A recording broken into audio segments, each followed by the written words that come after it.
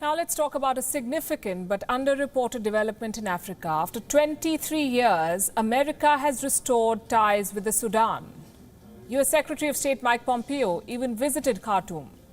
America's intentions are clear and its task is cut out.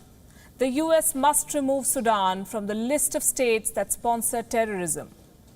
Yes, Sudan was once a launch pad for terror groups like the Al-Qaeda, but it's a different state now. Dictator Omar al-Bashir was ousted last year. This country is on its way to becoming a democracy. In exchange, the US wants compensation for victims of Al-Qaeda attacks. Can this derail America's plan to get an ally in the fragile Arab world? Here's a report.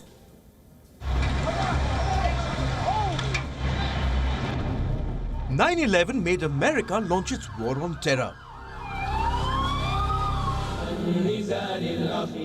Osama Bin Laden and his Al-Qaeda were the top targets. So too were the states which supported terrorism. Sudan was one of them. Nearly 20 years later, America is easing up on Sudan.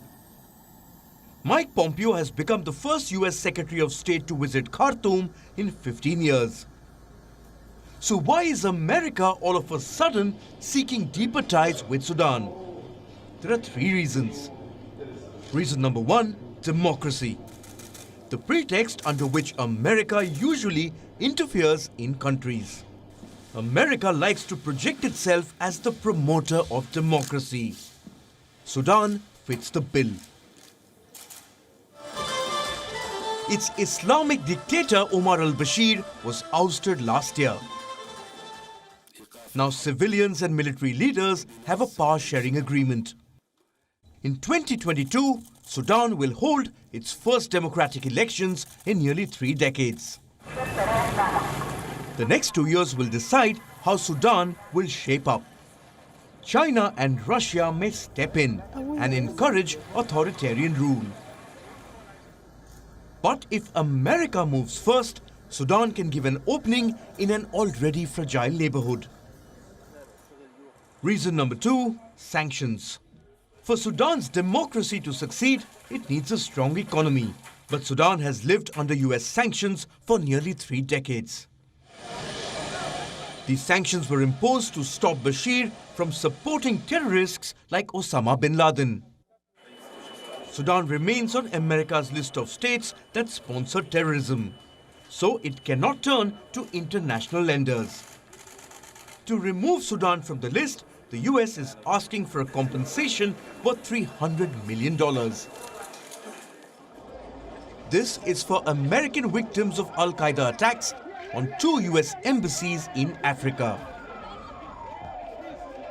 Sudan had earlier agreed to compensate families of the USS Cole bombing. But the latest request has angered the cash-strapped Sudanese government.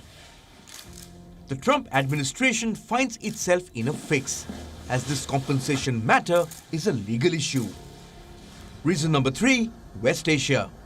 Mike Pompeo is jet-setting in the Arab world.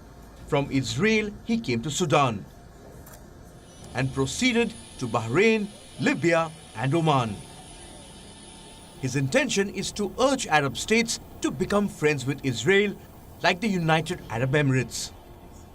America thinks such alliances will rattle Iran and bring stability to the Middle East. But Israel is a sensitive issue in Sudan. Under Bashir, Sudan was among the hardline Muslim foes of Israel. The hate for Israel is still strong among the masses.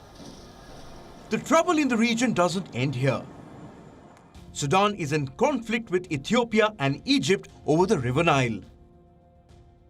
America's attempt to mediate has failed. America has played a part in handicapping Sudan. Now it wants to rectify the wrongs of the past. But diplomacy involves give and take. In this case, the US will have to give up more to reap dividends from a free and stable Sudan. Bureau Report, WION, World is One.